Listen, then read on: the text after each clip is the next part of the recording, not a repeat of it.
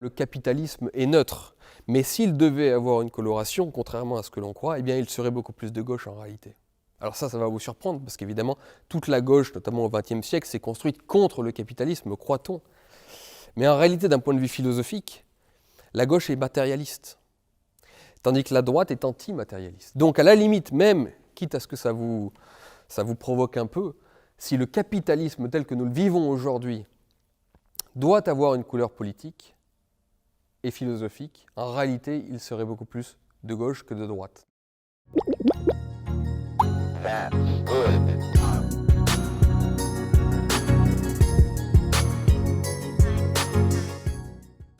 Salut tout le monde. Alors c'est pas la première fois qu'on parle de Julien Rochdy sur la chaîne. Rochdy, vous le connaissez sûrement, il a été militant au Front National et président du FNJ pendant des années. À l'époque c'était un proche de Marine Le Pen et il était plutôt destiné à une carrière en politique, mais progressivement il s'est reconverti en auteur et vidéaste, toujours politique, et on avait parlé de lui notamment un peu après l'apparition de cette conférence il y a environ 2 ans, sur la philosophie et la droite, conférence dont je vous ai mis un extrait en intro. À l'époque on avait fait cette vidéo avec Etchegladius, et le truc c'est que la conférence de Rochdy étant une vidéo de plus de 3 heures, en fait il y a énormément de choses à décortiquer dedans. Et évidemment on n'avait pas fait un travail exhaustif. Quoi qu'il en soit, depuis je me suis aussi beaucoup intéressé à la question du matérialisme et de l'idéalisme en philosophie, notamment parce que à gauche on voit beaucoup de gens se réclamer du matérialisme, généralement sans savoir ce que ça veut dire. J'en avais parlé dans cette vidéo, mais le truc c'est que de l'autre côté, à droite, visiblement il y a aussi de la confusion sur ce sujet. Et ça nous donne des gens comme Rochdy qui semblent dire que le capitalisme serait par essence matérialiste. Et c'est pas quelque chose qu'il a dit qu'une fois comme ça, hein. C'est un truc qu'il affirme régulièrement, Rochdy. Quand une civilisation se résume au capitalisme, comme c'est le cas aujourd'hui, c'est-à-dire à l'appétit des biens matériels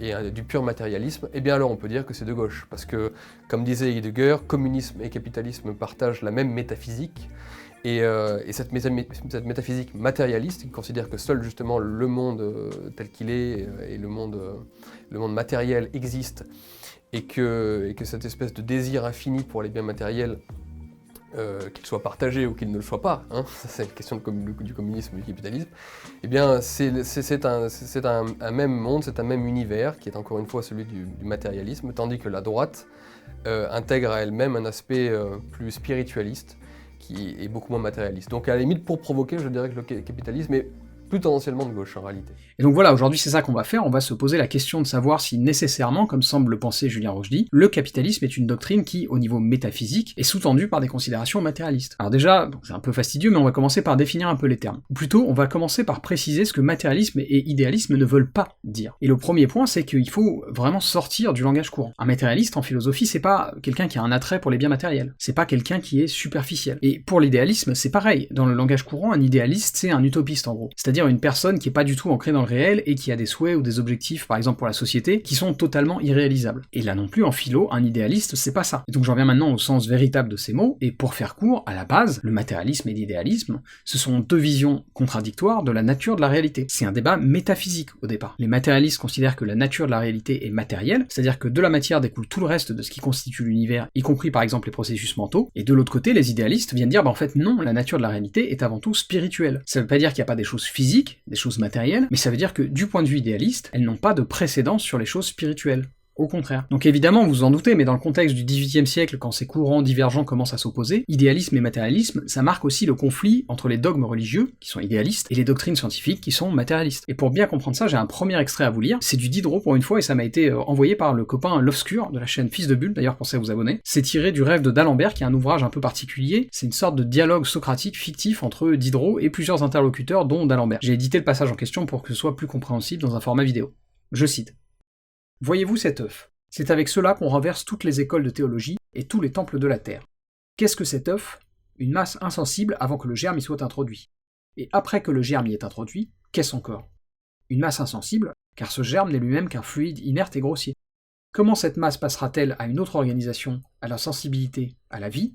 Il ne vous reste qu'un de ces deux parties à prendre. C'est d'imaginer dans la masse inerte de l'œuf un élément caché qui en attendait le développement pour manifester sa présence.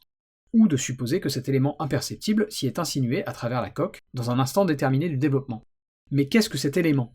Occupait-il de l'espace ou n'en occupait-il point? Comment est-il venu ou s'est-il échappé sans se mouvoir?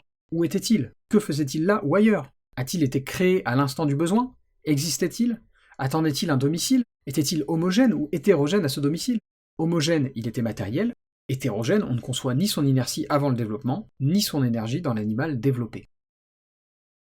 Alors avec tout ça, vous allez me dire qu'on est parti assez loin de Rochdy, et en fait, oui et non. Parce que mon objectif à travers cette intro, c'était d'une part de rappeler un peu ce que ça veut dire en philo, matérialisme et idéalisme, et d'autre part, et ça va un peu avec ce rappel, de montrer que c'est compliqué de réconcilier la religion chrétienne en l'occurrence, et le matérialisme. Et c'est là tout le sens de cette histoire d'œuf chez Diderot. Mais donc pour en revenir à notre point de départ, si vous vous rappelez ce que dit Rochdy au sujet du capitalisme, d'après lui, communisme et capitalisme partagent une même métaphysique qui serait matérialiste. Et ça, ça va être compliqué à défendre. Et précision importante, là on est au-delà des considérations partisanes. Oui, Rochdy politiquement il représente beaucoup de choses contre lesquelles je pense qu'il faut lutter, mais c'est pas pour ça que je mets en doute son propos sur le matérialisme. Je le mets en doute parce que je pense qu'il est erroné. Et si je dis que ça va être compliqué de dire que la métaphysique capitaliste est matérialiste, c'est à cause, ou plutôt grâce à un penseur allemand du 19e, 20e siècle, Max Weber. Donc Max Weber, c'est un économiste et sociologue allemand né en 1864 et mort en 1920, et parmi ses ouvrages, celui qui va nous intéresser aujourd'hui, c'est L'éthique protestante et l'esprit du capitalisme. Et le point de départ du livre, c'est que Weber observe une corrélation entre protestantisme et détention de capital.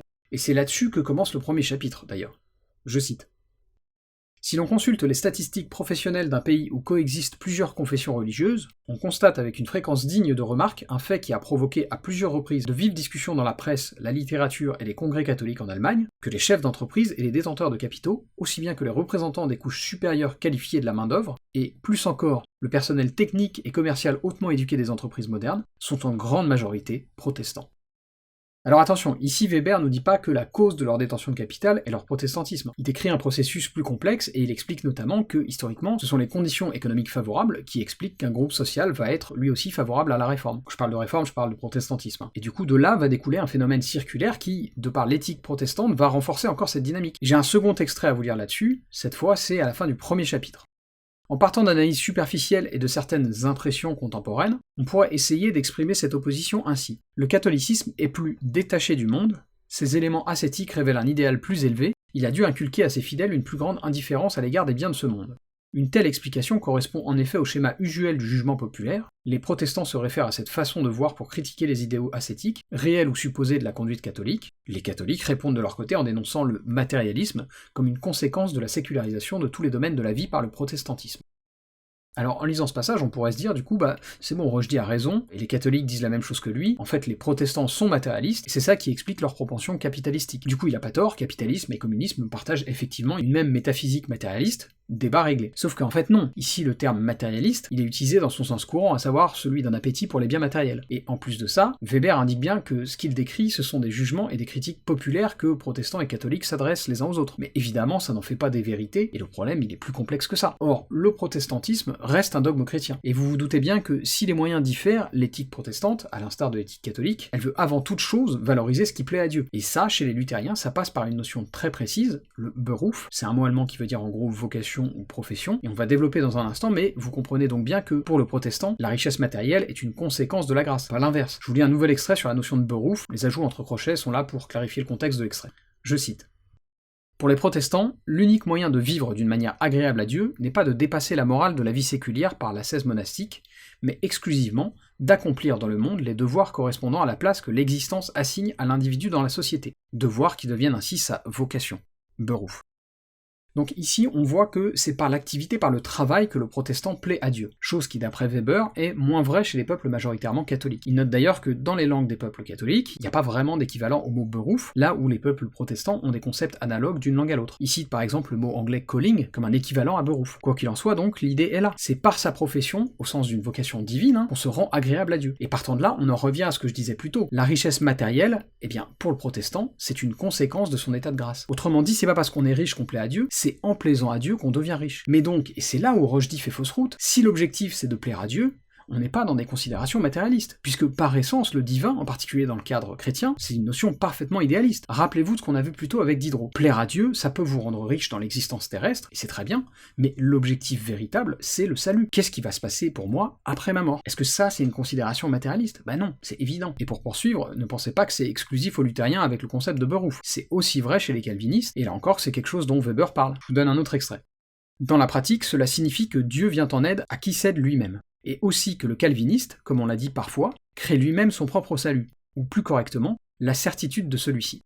Cela veut dire également que cette création ne saurait consister, comme dans le catholicisme, à engranger au fur et à mesure les bonnes œuvres particulières, mais qu'elle doit être l'examen systématique d'une conscience qui, à chaque instant, se trouve placée devant l'alternative, élue ou damnée.